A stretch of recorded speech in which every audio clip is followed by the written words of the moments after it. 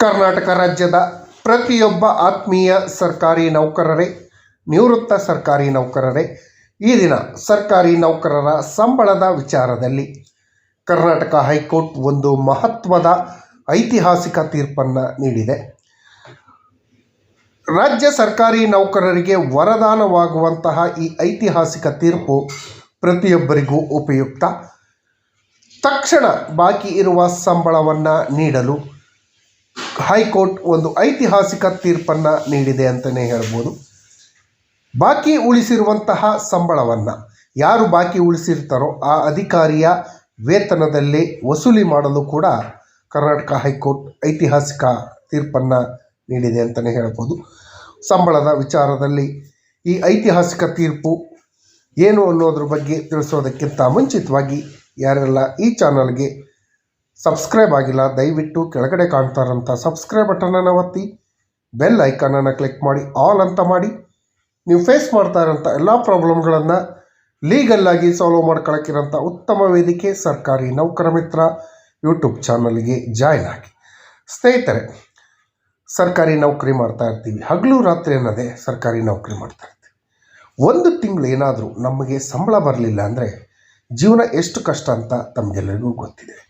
ಇದೇ ಸಂಬಳದ ವಿಚಾರದಲ್ಲಿ ಹಾಗೂ ವರ್ಗಾವಣೆಯ ವಿಚಾರದಲ್ಲಿ ಕರ್ನಾಟಕ ಹೈಕೋರ್ಟ್ ಪ್ರತಿಯೊಬ್ಬ ಸರ್ಕಾರಿ ನೌಕರರ ಬಾಳಿಗೆ ವರದಾನವಾಗುವಂತಹ ಒಂದು ಐತಿಹಾಸಿಕ ತೀರ್ಪನ್ನು ನೀಡಿದೆ. ಸಂಬಳಕ್ಕೆ ಬಾಕಿ ಇರುವಂಥ ಸಂಬಳಕ್ಕೆ ಸಂಬಂಧಪಟ್ಟ ಹಾಗೆ ಕರ್ನಾಟಕ ಹೈಕೋರ್ಟ್ ಯಾವ ರೀತಿಯ ತೀರ್ಪನ್ನು ನೀಡಿದೆ, ಇದರಿಂದ ಆಗೋ ಉಪಯೋಗಗಳು ಏನು ಅನ್ನೋದ್ರ ಬಗ್ಗೆ ಇಲ್ಲಿದೆ ವಿವರವಾದ ಮಾಹಿತಿ. ಕರ್ನಾಟಕ ರಾಜ್ಯದಲ್ಲಿ ಕೆಲಸ ಮಾಡ್ತಿರುವಂಥ ಸರ್ಕಾರಿ ನೌಕರರಿಗೆ ವರದಾನವಾಗುವಂತಹ ಒಂದು ಐತಿಹಾಸಿಕ ತೀರ್ಪನ್ನು ಕರ್ನಾಟಕ ಹೈಕೋರ್ಟ್ ನೀಡಿದೆ ಅಂತಲೇ ಹೇಳ್ಬೋದು. ಹುದ್ದೆಗಳನ್ನು ತೋರಿಸದೆ, ಪ್ಲೇಸ್ಮೆಂಟನ್ನು ತೋರಿಸದೆ ಟ್ರಾನ್ಸ್ಫರ್ ಮಾಡುವಂತಿಲ್ಲ ಅಂತ ಹೇಳಿ ಕರ್ನಾಟಕ ಹೈಕೋರ್ಟ್ ಒಂದು ಮಹತ್ವದ ತೀರ್ಪನ್ನು ನೀಡಿದೆ. ಹುದ್ದೆಯನ್ನು ತೋರಿಸದೆ ಅಧಿಕಾರಿಗಳನ್ನು, ಸಿಬ್ಬಂದಿಗಳನ್ನು ವರ್ಗಾವಣೆ ಮಾಡುವಂತಿಲ್ಲ ಅಂತ ಹೇಳಿ ಕರ್ನಾಟಕ ಹೈಕೋರ್ಟ್ ಮಹತ್ವದ ತೀರ್ಪನ್ನು ನೀಡಿದೆ. ಹುದ್ದೆಯನ್ನು ನಿಗದಿಗೊಳಿಸದೆ, ಪೋಸ್ಟಿಂಗ್ಸ್ ಮಾಡ್ದಾನೆ, ಯಾವುದಾದ್ರೂ ಒಂದು ಪ್ಲೇಸಿಗೆ ಪೋಸ್ಟಿಂಗ್ಸನ್ನು ಮಾಡ್ದಾನೆ ವಿನಾಕಾರಣ ವರ್ಗಾವಣೆ ಮಾಡಿ ಚೀಫ್ ಆಫೀಸಲ್ಲಿ ರಿಪೋರ್ಟ್ ಮಾಡ್ಕೊಳ್ಳಿ, ಅಲ್ಲಿ ರಿಪೋರ್ಟ್ ಮಾಡ್ಕೊಳ್ಳಿ, ಇಲ್ಲಿ ರಿಪೋರ್ಟ್ ಮಾಡ್ಕೊಳ್ಳಿ ಅಂತ ಹೇಳೋ ಹಾಗಿಲ್ಲ ಅಂತ ಹೇಳಿ ನ್ಯಾಯಾಲಯ ಸ್ಪಷ್ಟಪಡಿಸಿದೆ. ಈ ರೀತಿ ಅಸ್ಪಷ್ಟವಾಗಿ ವರ್ಗಾವಣೆ ಕ್ರಮದಿಂದಾಗಿ ಸರ್ಕಾರದ ಬೊಕ್ಕಸಕ್ಕೆ ನಷ್ಟ ಉಂಟು ಮಾಡುವ ಸಾಧ್ಯತೆ ಇದೆ ಅಂತ ಹೇಳಿ ನ್ಯಾಯಪೀಠ ಅಭಿಪ್ರಾಯವನ್ನು ಪಟ್ಟಿದೆ. ಸ್ನೇಹಿತರೆ, ಸರ್ಕಾರಿ ನೌಕರರಿಗೆ ವರ್ಗಾವಣೆ ಅನ್ನೋದು ಸಹಜ. ಆದರೆ ಕೆಲವೊಂದು ಬಾರಿ ಯಾರದೋ ಒತ್ತಡಕ್ಕೆ ಮಣಿದು ಏನಕ್ಕೋ ವಿಚಾರಗಳಿಗೆ ಸಂಬಂಧಪಟ್ಟ ಹಾಗೆ ಒಬ್ಬ ಉತ್ತಮ ವ್ಯಕ್ತಿಯನ್ನು ವರ್ಗಾವಣೆಯನ್ನು ಮಾಡ್ತಾರೆ. ವರ್ಗಾವಣೆ ಮಾಡಿ ಅವನಿಗೆ ಸರಿಯಾದ ಪ್ಲೇಸನ್ನು ತೋರಿಸಿರಲ್ಲ. ಸರಿಯಾದ ಪ್ಲೇಸನ್ನು ತೋರಿಸ್ತಾನೆ ಇದ್ದಾಗ ಅವನಿಗೆ ಪ್ಲೇಸ್ ತೋರಿಸೋವರೆಗೂ ಎಲ್ಲಿ ಡ್ಯೂಟಿ ಮಾಡಬೇಕು ಅನ್ನೋ ಒಂದು ಕನ್ಫ್ಯೂಷನಲ್ಲಿ ಇರುತ್ತೆ. ಅವನು ಚೀಫ್ ಆಫೀಸಲ್ಲಿ ಹೋಗಿ ರಿಪೋರ್ಟ್ ಮಾಡ್ಕೊಳ್ತಾನೆ ಅಥವಾ ಬೇರೆ ಎಲ್ಲೂ ರಿಪೋರ್ಟ್ ಮಾಡ್ದಾನೆ ಹಾಗೇ ಇರ್ತಾನೆ. ಅಂಥ ಸಮಯದಲ್ಲಿ ಸಂಬಳವನ್ನು ಕೊಡೋಕ್ಕಾಗಲ್ಲ. ಸಂಬಳ ಕೊಡ್ದಾನೆ ಇದ್ದರೆ ಜೀವನ ಮಾಡೋದು ಎಷ್ಟು ಕಷ್ಟ ಇದೆ ಅಂತ ತಮಗೆಲ್ಲರಿಗೂ ಗೊತ್ತೇ ಇದೆ. ಒಂದು ತಿಂಗಳು ಸಂಬಳ ಇಲ್ಲ ಅಂದರೆ ಮನೆ ಬಾಡಿಗೆ ಇರ್ಬೋದು, ಮಕ್ಕಳ ವಿದ್ಯಾಭ್ಯಾಸ, ಮನೆ ಖರ್ಚುಗಳು ಇರ್ಬೋದು, ರೇಷನ್ನು, ಪ್ರತಿಯೊಂದಕ್ಕೂ ಮನೆ EMI ಇರ್ಬೋದು, ಗಾಡಿ EMI, ಪ್ರತಿಯೊಂದಕ್ಕೂ ಕೂಡ ಕಷ್ಟ ಆಗತ್ತೆ. ಇಂತಹ ಸಮಯದಲ್ಲಿ ಹುದ್ದೆ ತೋರಿಸ್ದೇನೆ ವರ್ಗಾವಣೆ ಮಾಡಿ ಸಂಬಳ ಕೊಡದೇ ಇದ್ದರೆ ಜೀವನ ಯಾವ ರೀತಿ ಕಷ್ಟ ಆಗತ್ತೆ, ಈ ಬಗ್ಗೆ ಕೂಡ ಹೈಕೋರ್ಟ್ ಗಮನ ಹರಿಸಿದೆ. ಈ ಸಮಯದಲ್ಲಿ ಕಾಯುವಿಕೆ ಅವಧಿ, ವೇಟಿಂಗ್ ಅವಧಿಯ ವೇತನವನ್ನು ಯಾವ ಅಧಿಕಾರಿ ಪ್ಲೇಸನ್ನು ತೋರಿಸ್ತೇನೆ ವರ್ಗಾವಣೆ ಮಾಡಿರ್ತಾರೋ ಅದೇ ಅಧಿಕಾರಿಯಿಂದ ವಸೂಲಿ ಮಾಡಬೇಕು ಅಂತ ಹೇಳಿ ನ್ಯಾಯಪೀಠ ತಿಳಿಸಿದೆ. ಈ ಬಗ್ಗೆ ಕರ್ನಾಟಕ ಹೈಕೋರ್ಟ್ನ ಗೌರವಾನ್ವಿತ ನ್ಯಾಯಾಧೀಶರಾದ SG ಪಂಡಿತ್ ಹಾಗೂ ನ್ಯಾಯಮೂರ್ತಿ KV ಅರವಿಂದ್ರವರಿದ್ದ ವಿಭಾಗೀಯ ಪೀಠದಿಂದ ಈ ಐತಿಹಾಸಿಕವಾದ ಒಂದು ತೀರ್ಪನ್ನು ನೀಡಿದೆ. ಪ್ಲೇಸನ್ನು ತೋರಿಸ್ತೇನೆ ವರ್ಗಾವಣೆ ಮಾಡಿ ಪುಕ್ಷಟೆ ಸಂಬಳ ಕೊಡಬೇಕು ಅನ್ನೋ ಸಮಯದಲ್ಲಿ ಯಾವ ವ್ಯಕ್ತಿ ವರ್ಗಾವಣೆ ಮಾಡಿದರೆ, ಟ್ರಾನ್ಸ್ಫರ್ ಮಾಡಿದರೆ ಆತನೇ ಸಂಬಳವನ್ನು ಕೊಡಬೇಕು. ಅವನ ಖಾತೆಯಿಂದ ಅವರಿಗೆ ಸಂಬಳವನ್ನು ಕೊಡಬೇಕು ಅಂತ ಹೇಳಿ ಖಡಕ್ ಆದೇಶವನ್ನು ನೀಡಿದೆ. ಅಬಕಾರಿ ಉಪ ಆಯುಕ್ತ ಅಬಕಾರಿ ACP ಆಗಿದ್ದಂಥ ಕೆ ಅರುಣ್ ಕುಮಾರ್ ಅವರನ್ನು ಯಾವುದೇ ಪ್ಲೇಸ್ಮೆಂಟನ್ನು ತೋರಿಸದೆ ಹುದ್ದೆಯನ್ನು ತೋರಿಸ್ತೇನೆ 2025 ಜನವರಿ 29ರಂದು ವರ್ಗಾವಣೆ ಮಾಡಲಾಗಿತ್ತು. ಅಂದಿನಿಂದಲೂ ಹುದ್ದೆ ಇಲ್ಲದ ಕಾರಣ, ಪೋಸ್ಟಿಂಗ್ಸು ಇಲ್ಲದೇ ಇರೋಂಥ ಕಾರಣಕ್ಕೆ ಅವರು ಹೈಕೋರ್ಟ್ನಲ್ಲಿ ನನಗೆ ಪೋಸ್ಟಿಂಗ್ಸ್ಗಾಗಿ ಅರ್ಜಿಯನ್ನು ಹಾಕಿದರು. ಹೈಕೋರ್ಟ್ ಮೆಟ್ಟಿಲೇರಿ ರಿಟ್ ಅರ್ಜಿಯನ್ನು ಸಲ್ಲಿಸಿದರು. ಈ ಅರ್ಜಿಯನ್ನು ವಿಚಾರಣೆ ಮಾಡಿದಂತಹ ನ್ಯಾಯಪೀಠವು ಹುದ್ದೆಯನ್ನು ನೀಡದೆ ಅಧಿಕಾರಿಯನ್ನು ವರ್ಗಾವಣೆ ಮಾಡಿದರೆ ಅವರು ಕಾರ್ಯವನ್ನು ನಿರ್ವಹಿಸದೆ ಮನೆಯಲ್ಲೇ ಉಳಿಯಬೇಕಾಗತ್ತೆ, ಸಂಬಳ ನೀಡಬೇಕಾದಂಥ ಪರಿಸ್ಥಿತಿ ಬರುತ್ತೆ.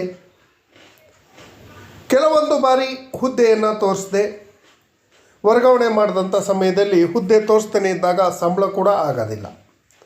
ಕೆಲವೊಂದು ಬಾರಿ ಮನೆಯಲ್ಲೇ ಕುಳಿತುಕೊಂಡ್ರೂ ಕೂಡ ಏನೇ ಕೆಲಸ ಮಾಡದಿದ್ರೂ ಸಂಬಳವನ್ನು ಕೊಡಬೇಕಾದಂಥ ಪರಿಸ್ಥಿತಿಯ ನಿರ್ಮಾಣ ಆಗತ್ತೆ.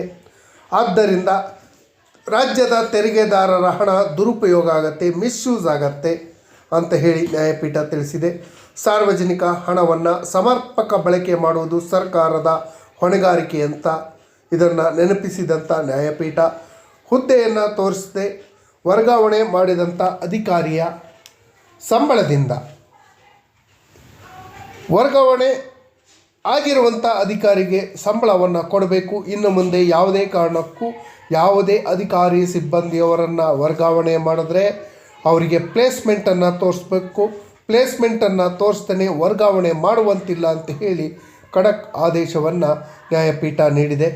KV ಅರುಣ್ ಕುಮಾರ್ ವಿರುದ್ಧ ಕರ್ನಾಟಕ ರಾಜ್ಯ ಸರ್ಕಾರ ಪ್ರಕರಣದಲ್ಲಿ ಈ ಐತಿಹಾಸಿಕವಾದ ತೀರ್ಪನ್ನು ನೀಡಿದೆ. ಸ್ನೇಹಿತರೆ, ಕೆಲವೊಂದು ಬಾರಿ ಈ ರೀತಿ ಪ್ರಾಬ್ಲಮ್ಗಳು ಆಗೇ ಆಗ್ತವೆ. ಎ ದರ್ಜೆ ಅಧಿಕಾರಿಗಳಿಗೆ ಈಗಂತೂ 2 ವರ್ಷ ಮಾಡಿದ್ದಾರೆ, ಓಕೆ. ಮೊದಲು 1 ವರ್ಷ ಇತ್ತು, ಕೆಲವರಿಗೆ 6 ತಿಂಗಳು, ಕೆಲವರಿಗೆ 8 ತಿಂಗಳು, ಯಾವಾಗ ಬೇಕೋ ಆವಾಗ ವರ್ಗಾವಣೆಯನ್ನು ಮಾಡ್ತಾಯಿದ್ರು. ವರ್ಗಾವಣೆ ಮಾಡಿ ನೆಕ್ಸ್ಟ್ ಅವನಿಗೆ ಪ್ಲೇಸ್ಮೆಂಟ್ ಕೊಡಬೇಕಲ್ವ. ಯಾವುದೇ ಪ್ಲೇಸ್ಮೆಂಟ್ ಕೊಡದೇ ಉಳಿಸೋಂಥ ಎಷ್ಟೋ ಪ್ರಯತ್ನಗಳನ್ನು ನಾವು ನೋಡಿದ್ದೀವಿ. ಇಂಥ ಸಮಯದಲ್ಲಿ ಸರ್ಕಾರಿ ಅಧಿಕಾರಿಗಳು ಪ್ಲೇಸ್ಮೆಂಟ್ ಇಲ್ಲದೇ ಮನೆಯಲ್ಲೇ ಕೂತ್ಕೊಳ್ಬೇಕಾದಂಥ ಪರಿಸ್ಥಿತಿ ಬಂದಾಗ ಮಾನಸಿಕ ಒತ್ತಡಕ್ಕೆ ಒಳಗಾಗ್ತಾರೆ. ಆ ಕಾಯುವಿಕೆ ಅವಧಿಯಲ್ಲಿ, ವೇಟಿಂಗ್ ಪೀರಿಯಡಲ್ಲಿ ಅವರಿಗೆ ಸಂಬಳ ಇಲ್ಲದೇ ಅವರ ಜೀವನ ನಿರ್ವಹಣೆಯು ಕಷ್ಟ ಆಗುತ್ತೆ. ಅದಕ್ಕಾಗಿ ರಾಜ್ಯ ಸರ್ಕಾರದಲ್ಲಿ ನಾನು ಮನವಿಯನ್ನು ಏನು ಮಾಡ್ಕೊಳ್ಳೋದು ಅಂದರೆ, ಸಮರ್ಪಕವಾದ ವರ್ಗಾವಣೆ ನೀತಿಯನ್ನು ದಯವಿಟ್ಟು ಜಾರಿಗೆ ತನ್ನಿ. ಎ ದರ್ಜೆ ಅಧಿಕಾರಿಗಳಿಗೆ ಕನಿಷ್ಠ 2 ವರ್ಷಗಳ ಕಾಲ, ಏನು ಅಲಿಗೇಷನ್ ಇಲ್ಲ ಅಥವಾ ಸಸ್ಪೆನ್ಷನ್ ಆಗಿಲ್ಲ ಅಂದರೆ 2 ವರ್ಷಗಳ ಕಾಲ ಅವರಿಗೆ ಅದೇ ಪ್ಲೇಸಲ್ಲಿ ಬಿಡಿ. ಸಿ ದರ್ಜೆ ನೌಕರರಿಗೆ ಕನಿಷ್ಠ 7 ವರ್ಷಗಳ ಕಾಲ ಒಂದೇ ಪ್ಲೇಸಲ್ಲಿ ಬಿಡೋಕ್ಕೆ ಅವಕಾಶವನ್ನು ಮಾಡಿಕೊಡಿ. ಡಿ ದರ್ಜೆ ನೌಕರರಿಗೂ ಕೂಡ 7 ವರ್ಷ ಬಿಡೋಕ್ಕೆ ಅವಕಾಶ ಮಾಡಿಕೊಡಿ. ಎ ಮತ್ತು ಬಿ ದರ್ಜೆಯವರಿಗೆ 2 ವರ್ಷ ಒಂದು ಪ್ಲೇಸಲ್ಲಿ ಇರ್ಬೋದು. ಅಲ್ಲಿ ಏನೂ ಅಲಿಗೇಷನ್ ಇಲ್ಲ ಅಂದರೆ ನಿನ್ನೆ 2 ವರ್ಷ ಕಂಟಿನ್ಯೂ ಮಾಡೋಕ್ಕೆ ಅವಕಾಶಗಳಿದೆ.